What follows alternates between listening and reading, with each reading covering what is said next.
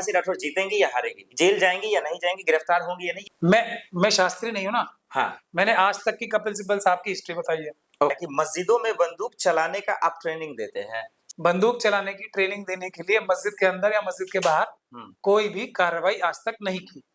आप तो पंगा क्यों लेते? मजा आता है क्या पंगा लेने में सरकार से? देखिए मजबूरी है, बाबा साहब ने क्यों पंगा लिया सबसे? मजबूरी है, इंसाफ की खातिर, बराबरी की खातिर, इज्जत की खातिर, सबकी इज्जत, किसी एक व्यक्ति की नहीं, देश के हर एक नागरिक की इज्जत, इंसाफ, बराबरी, खुशहाली के लिए। ये वक्फ बोर्ड का कंसेप्ट क्या है? आज जो टली है इसका भी क्या मामला है? खन्ना साहब को लेकर लोग अलग अलग टिप्पणी कर रहे हैं, बातें कर रहे हैं। आपकी आज संक्षिप्त में क्या बातें हुई? जो बातें हुई उसको लेकर क्या फैसला होगा आगे चलकर? सारे लोग हैं, ये लोग हारने के लिए ये लड़ाई लड़ रहे हैं, जितने भी अभी सामने है ना आपके मंजर आम पे, और खास तौर पे जो सुप्रीम कोर्ट में 5 पार्टियां बन चुकी हैं, वो जीतने के लिए आज तक कोई केस लड़ा ही नहीं है और वो सारे केस हारे। ठीक है। और ऊपर वाले ने इतनी मेहरबानी मेरे ऊपर रखी है कि मैं आज तक कोई भी इस तरह का केस हारा ही नहीं।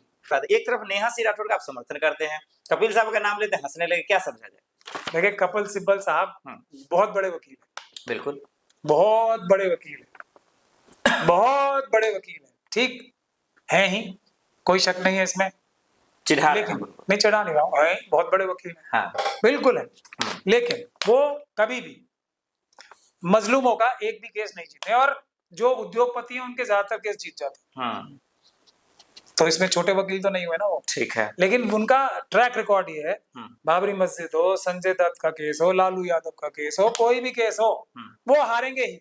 बड़े वकील हैं, अब उनके नाम पे फीस भी बड़ी इकट्ठी करते हैं। मैं तो ये मदनी साहब के बारे में तो कह ही सकता हूँ, बोलते हैं कि 15 लाख रुपए फीस बस ये पे रोक दे दो, माफी चाहता हूँ, क्योंकि यहीं पे सोशल मीडिया पे लोग पूछ रहे हैं कि भाई देखो डरने की जरूरत नहीं, अगर अकाउंट में 500 रुपए भी हो, क्योंकि नेहा सिंह ने कहा कि भाई लड़ने के लिए पैसे नहीं, तो कपिल सिब्बल जैसे वकील भी मिल जाते हैं अगर अकाउंट में 500 रुपए भी हो, तो गरीबों का साथ तो दे रहे हैं वो। अब इससे ज्यादा आप मुझे कहलवा के मुझे बिल्कुल ही आप कपिल सिब्बल साहब के जाल में फंसाना ही चाहते हो। नहीं फंसाना नहीं चाह रहा, मैं पूछ रहा हूँ, लोग जब सवाल पूछ, मैं सवाल बता रहा हूँ ना, जवाब मैंने बताया तो 100% केस हारते हैं वो वीकर सेक्शंस के। ठीक है, मतलब 100% हारते हैं, इसके आगे मैं कुछ नहीं कह रहा हूँ, अभी तक का रिकॉर्ड ये है। नेहा से हार जाएंगे, फिर वही मैंने अब तक का रिकॉर्ड बताया है। और अगर आपको भविष्य के बारे में पूछना है तो हमारे उधर हैं, ये जबलपुर के पास जगह है नहीं, यहाँ पे छतरपुर में रहते हैं शास्त्री जी, धीरेन्द्र शास्त्री जी, भविष्य के बारे में वो बता सकते हैं। मैं तो आज तक की बात बता सकता हूँ, कपिल सिब्बल साहब की महानता की बात मैं बताता हूँ ना, क्यों मैं क्यों बोल रहा हूँ उनके बारे में, और जो भी बोल रहा हूँ सच बोल रहा हूँ, झूठ नहीं बोल रहा हूँ।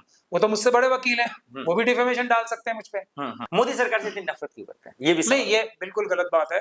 ये बाबा साहब डॉक्टर भीमराव अम्बेडकर के रास्ते पे मैं चल रहा हूँ। ठीक है, बाबा साहब डॉक्टर भीमराव अम्बेडकर ने 2 संगठनों के बारे में मना किया है, किसी भी अम्बेडकरवादी को यहाँ तुम्हें जाना नहीं है, आरएसएस और उस समय की जनसंघ, जो ये उसकी संचालित किसी भी पार्टी में जाना नहीं। तो एक तो बाबा साहब डॉक्टर भीमराव अम्बेडकर की वजह है, दूसरी वजह ये है कि इन लोगों का तो डिक्लेयर्ड गोल भारत का संविधान खत्म करके मनुस्मृति लागू करना है। मैं अम्बेडकरवादी हूँ, तो इस देश में 2 ही तो वाद है, अम्बेडकरवाद और मनुवाद।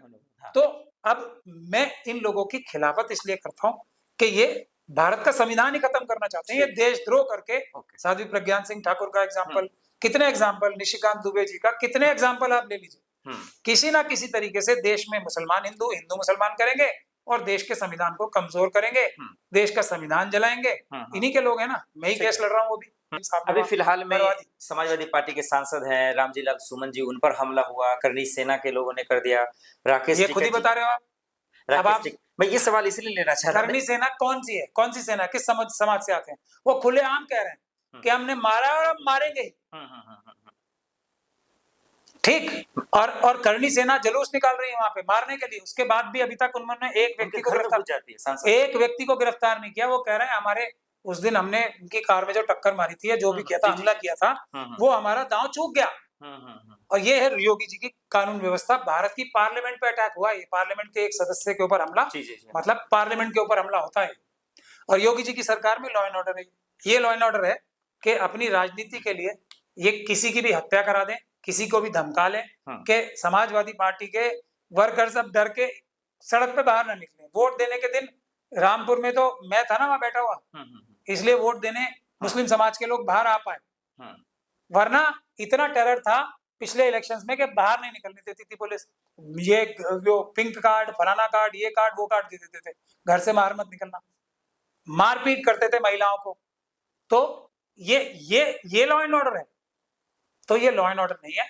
और मैं ये पूरे दावे के साथ कह रहा हूँ, बहुत जल्दी आप लोग देखेंगे। इस पे एक सवाल और जोड़ दूं। मैं एक बात लाइन, हाथरस की बच्ची के परिवार के केस के लिए, उसके लिए आपने एक बड़े से बड़ा जो अधिकारी है ना उत्तर प्रदेश पुलिस का, वो दोषी है और उसको सजा दिलाने के लिए मैं बहुत जल्दी कार्य कर रहा हूं और बहुत जल्दी उसका अंजाम आप सब लोगों के सामने आएगा। उस दिन इनके चाल चरित्र और चेहरे की, टॉप ऑफिशियल्स की बात कर रहा हूं मैं, डीजीपी की बात कर रहा हूं, जी, चीफ सेक्रेटरी साहब की बात कर रहा हूं, इनका चाल चरित्र और चेहरा बिल्कुल बेनकाब हो जाएगा, बहुत समय जा नहीं रहा है।